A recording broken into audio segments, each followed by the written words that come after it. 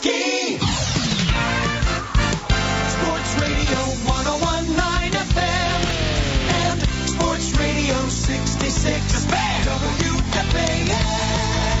Alrighty, 2:06 here on this early Sunday morning. Let's roll, baby. It is a 4-hour edition of JJ After Dark. John Chemsky keeping you company right here on the Fan. 877-337-6666. Two-way number to get in touch with the busy show. Pennsylvania's finest.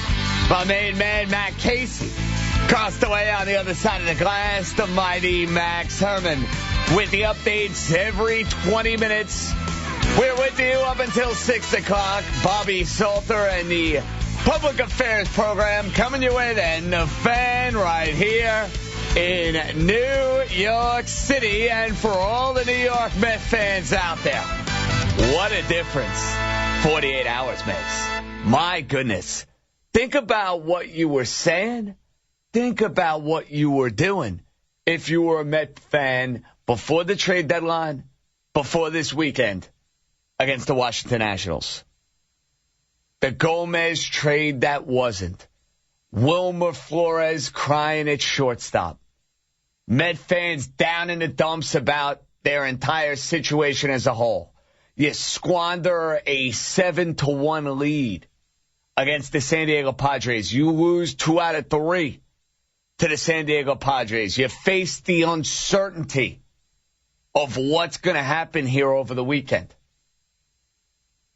Fast forward to Sunday. It's like night and day. The Mets have won 2 games in a row. They are within a game of first place. They have a chance to sweep the Washington Nationals. And, oh, by the way, they traded for Yoenis Cespedes, a guy I've been screaming about for the last couple weeks. Life is good.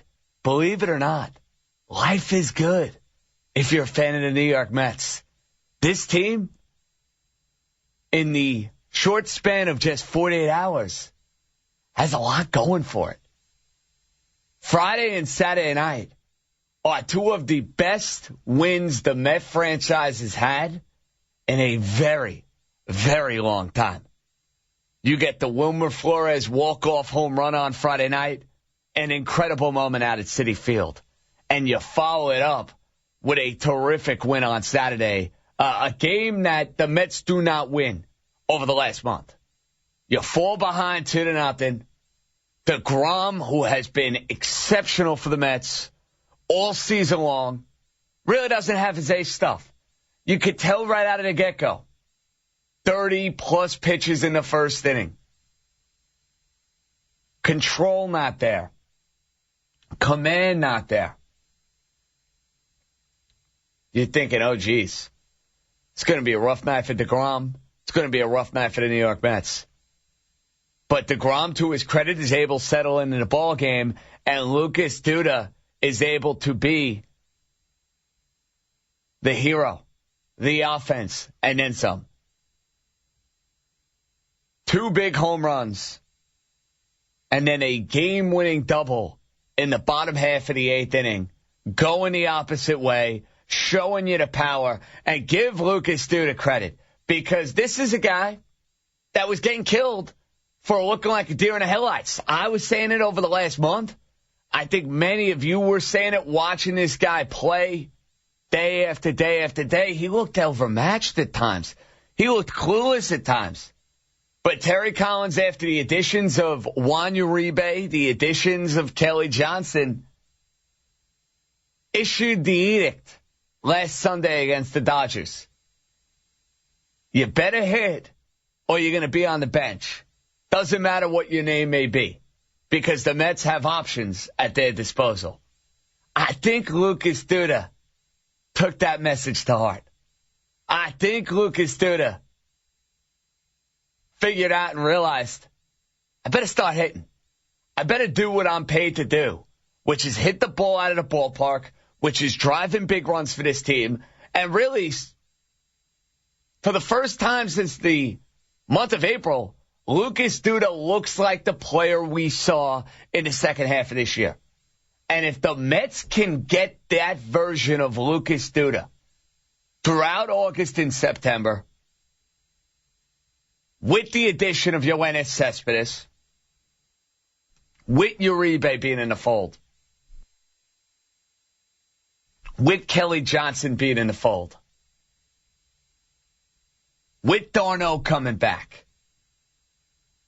I don't even want to say the name David Wright, but who knows? Maybe you see David Wright on a rehab assignment, and maybe you see David Wright at some point for this Mets team.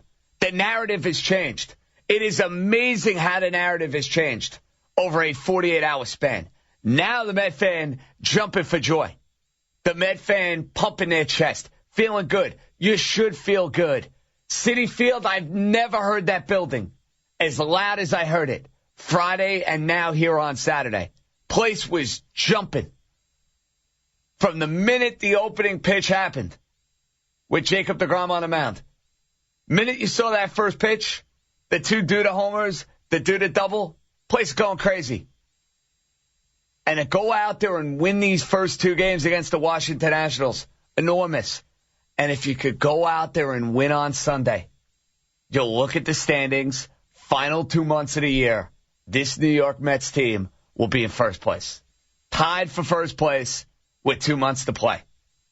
Every single one of you would have signed for that on the dotted line. Every single one of you. And you have Syndergaard on the mound, and you like your chances. This Met team has figured some things out here over the last couple of days, and the entire feel of the Mets changed. The minute I got word at Friday at around 4:30, 5 o'clock in the afternoon, that Cespedes was coming to this team. Think about the eighth inning as a whole. Duda got some quality pitches to hit because Matt Williams decided, I'm not pitching to Cespedes. Cespedes is a big bat. I don't want to tempt fate and give him some quality pitches to hit. But he gave a guy in Duda a couple of meatballs. And now that you have this hot streak for Lucas Duda, 7 home runs this week, the 3-homer game against the Padres, contributing with home runs all over the place here. You were waiting for one of these hot streaks. But Duda and Darno and Granderson and Murphy, all of these hitters are going to see better pitches to hit because of the quality you have now within the lineup. The Mets are actually running out there a major league quality lineup. What a concept. It only took 4+ months. But now you look at the lineup, 1 through 8, and you're like, geez, they're cooking with something here. They can actually score a couple of runs. They can come from behind in a ball game. How many times throughout the course of this year, if the Mets would give up 2 or 3, you'd say, sticking a fork in them, baby. Game's over. Don't even need to watch anymore. You didn't have that feel on Saturday. And you could say, well, does one player make that much of a difference? Yeah, he does. For a team that needed all the offensive help in the world, somebody who is as dynamic and as powerful as Yoenis Cespedes, combined with a couple of those other veterans, combined with bringing back Travis d'Arnaud, now you get the feel that the Mets are in a legitimate pennant race, a legitimate division title race over the final 2 months. And I think Citi Field is going to be rocking. It is going to be off the charts. Sunday Night Baseball with a chance to recapture first place in the NL East. It is amazing how things have changed with the Mets. Not going to hear the woe is me tonight. Not going to hear from yours truly. I don't expect to hear it from you Met fans. Enjoy this. This is a long time coming. You have legitimate reason to be excited. You have legitimate reason to believe. For those of you wanting to throw Sandy Alderson under the bus, I was leading the charge after what happened with Gomez. I was leading the charge over the last couple of weeks. Sandy Alderson delivered here. He gave you the big bat.